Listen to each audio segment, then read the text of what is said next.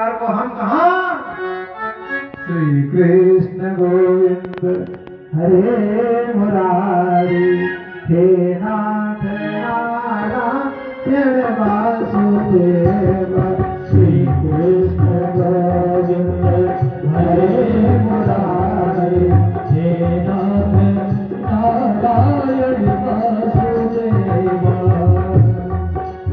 हे नाथ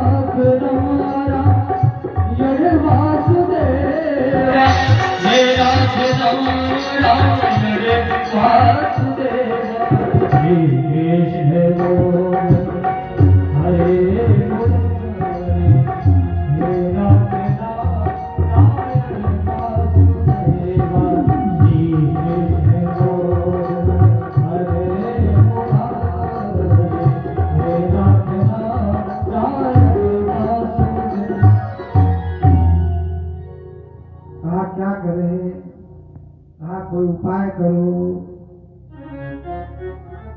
अच्छा, अगर आपको पता चल जाए कि हमको सांप में दिल सीताराम होना, तो सबसे पहले क्या करेंगे? सबसे पहले क्या करेंगे? सबसे पहले करेंगे कि जाएंगे बैंक, लाकर खोलेंगे, जो रखा वो निकाल लाएंगे, थोड़ा सुनी भैया को दे देंगे और थोड़ा बताएंगे तेजवर्धन के लिए, थोड़ा अग्रिमा के लिए और थोड़ा मोनू भैया के लिए, बस सीताराम। जितने भी फंसे हुए मामले हैं सब निपटाने का प्रयास करेंगे।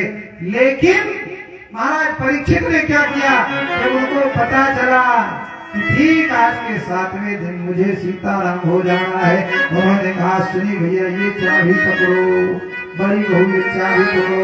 हम दोनों लोग चल दिए कहाँ? हनुमान जी महाराज के स्थान पर। अब बैठ करके वही भजन करेंगे क्या? श्री कृष्ण गोविंद हरे मुरारी हे नाथ नारायण वासुदेव श्री कृष्ण गोविंद हरे मुरारी हे नाथ नारायण वासुदेव श्री कृष्ण गोविंद हरे मुरारी हे नाथ नारायण वासुदेव श्री कृष्ण गोविंद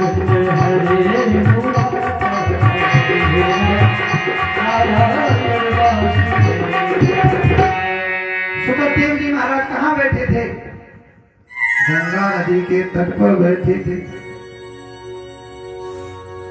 और वहां वो सत्संग कर रहे थे, भजन कीर्तन कर रहे थे, भगवान गोविंद के नाम की चर्चा कर रहे थे। महाराज परीक्षित पहुंचे तो उन्होंने पहुंचते ही प्रश्न किया। प्रश्न कितने प्रकार के होते हैं? प्रश्न 4 प्रकार के होते हैं। पहला प्रश्न कौन सा होता है? जो वाद विवाद, जिसमें हार जीत का निर्णय हो। ये किस प्रकार का प्रश्न है? ये तुच्छ प्रश्न, जिसमें एक दूसरे को नीचा दिखाने की भावना हो। इस श्रेणी का जो किया गया प्रश्न है वो क्या है? तुच्छ, गिरा हुआ। फिर दूसरा प्रश्न है कनिष्ठ प्रश्न, जिसको छोटा कहते हैं। उसमें क्या होता है? हम उसका उत्तर जानते हैं लेकिन सामने वाले की परीक्षा लेनी है, तो उससे पूछेंगे दाल में नमक ज्यादा है कि कम, और जबकि हम जानते हैं कि हमने ज्यादा डाल रखा है, आज नमक ज्यादा होगा ही। तो ये कौन सा प्रश्न है? ये रही है। इसमें सामने वाले की परीक्षा लेनी है हमको कि हमें ज्ञान है कि नहीं। देखे सामने वाले को नमक का स्वाद पता है कि नहीं। आज दाल बनी, बहू रानी ने चीनी डाल दी और पंडित महाराज से पूछा बाबा आज दाल कैसी है, नमकीन है? और अगर कहीं महाराज जी ने कह दिया नमकीन है, बाबा को तो पता ही नहीं कि चीनी है कि नमक। तो जो इस भावना से प्रश्न किए जाते हैं वो कनिष्ठ श्रेणी के उसमें आते हैं। फिर तीसरा प्रश्न क्या होता है? उसमें अपनी चतुराई दिखाता है व्यक्ति अपनी चतुराई दिखाता है, तो वो मध्यम प्रकार का प्रश्न होता है। और उत्तम प्रकार का प्रश्न कौन सा होता है? जिसमें सबके कल्याण की इच्छा से प्रश्न किया जाए। जैसे सुनी भैया ने पूछा आपको शाम को भोजन में क्या पसंद है, क्या खाएंगे आज आप? तो हम लोगों ने अपने अपने रुचि के अनुसार बताया। अब उसमें जो सर्वमान्य राय होगी वो सबको पसंद आएगी। तो जो सबके कल्याण की भावना से प्रश्न किया जाता है, जैसे यही विषय ले लेते हैं, जैसे अश्विनी भैया कहते थे महाराज जी आज शाम को पूरी और छोला बनेगा और सबको ग्रहण करना है। तो उसमें हम लोग कहते भाई छोला तो हम नहीं खाते हैं और पूरी नहीं खाते, तो उसमें क्या होता, हमारा और अश्विनी भैया का वाद विवाद होता। तो ये जो इस प्रकार की श्रेणी का प्रश्न है वो तुच्छ श्रेणी का प्रश्न है।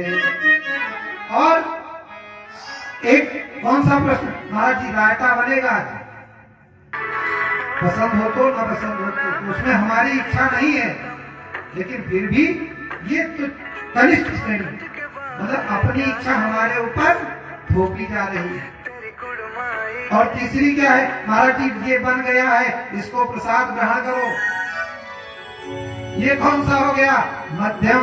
और उत्तम क्या है, सबसे पूछ लिया गया आप क्या खाओगे, आप क्या खाओगे, आप क्या खाओगे। अरे धन तो खर्च ही हो रहा है, चाहे घनश्याम सिंह जी का खर्च हो, चाहे माता जी का हो, चाहे अश्विनी भैया का हो, चाहे मोनी भैया का हो, चाहे बहुरानी का, इससे मतलब, लेकिन धन जो खर्च हो वो स्वार्थ में लगे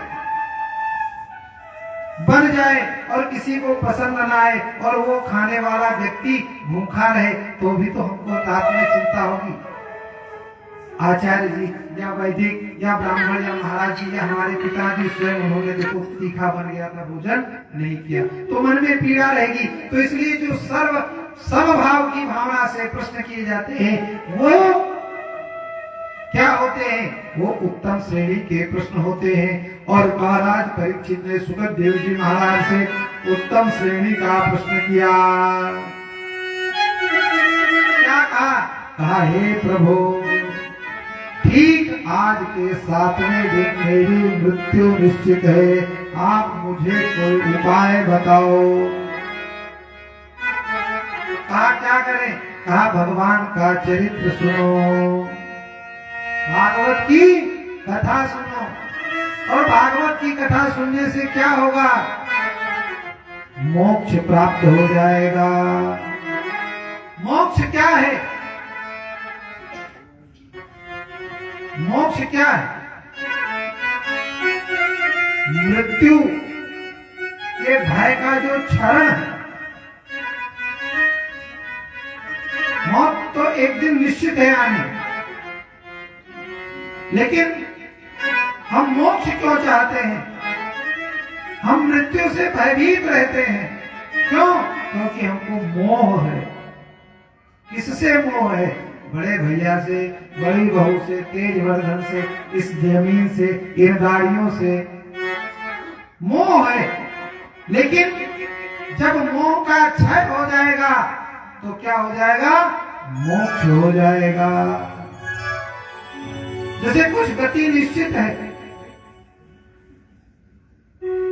बाबूजी जानते हैं कि तेजवर्धन 27 को यहां से चला जाए, क्यों, क्योंकि उसकी पढ़ाई चल रही, परीक्षा हो। लेकिन इन 7 दिनों में मोह बढ़ रहा है, मेरा पौत्र है, खाया नहीं खाया, थक गया, बैठ गया, शांत रहता है, चंचल नहीं है। लेकिन जब चलने लगेगा तो नेत्रों में अश्रु होंगे लेकिन ढुलकेंगे।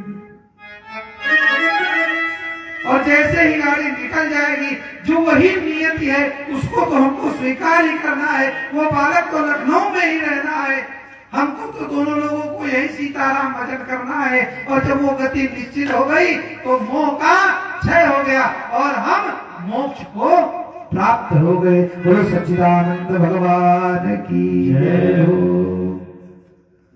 तो मोक्ष की प्राप्ति के लिए महाराज परीक्षित भगवान का चरित्र सुनते हैं और सुखदेव जी महाराज से प्रार्थना करते हैं, प्रभु आप हमको भगवान का चरित्र सुनाइए। कहा क्या सुनना चाहते हो, कहा भगवान के विभिन्न अवतारों की चर्चा सुनाओ। बाकी अवतारों की चर्चा सुनाओ। हाँ बाबा लिखते हैं, क्या लिखा बाबा ने? जब जब हो धर्म के हानि, जब जब हो धर्म के हानि, असुर अधम अभिमानी, जब जब धर्म के हानि, असुर अधम अभिमानी। और तब तक क्या होगा?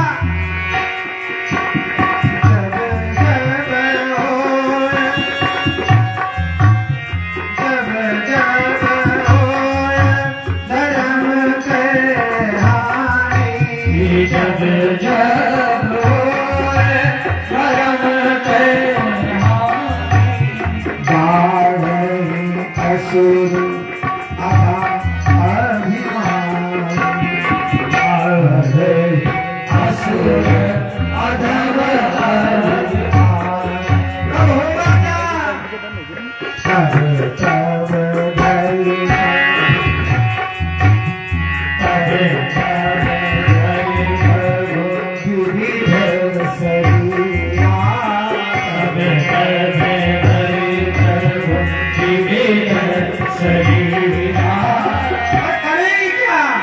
हरे कोटि सजन भवपीरा,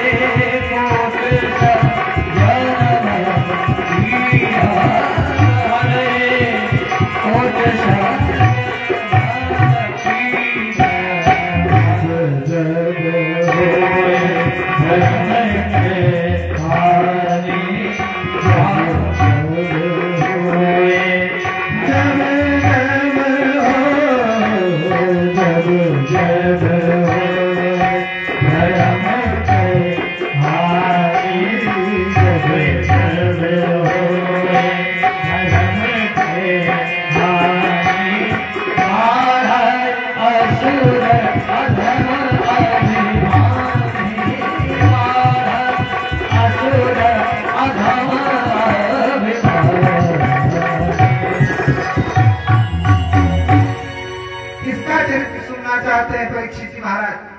परमात्मा का। और परमात्मा के हमारे कौन से? परमात्मा के हमारे 3 स्वरूप हैं। हमारा परमात्मा क्या है?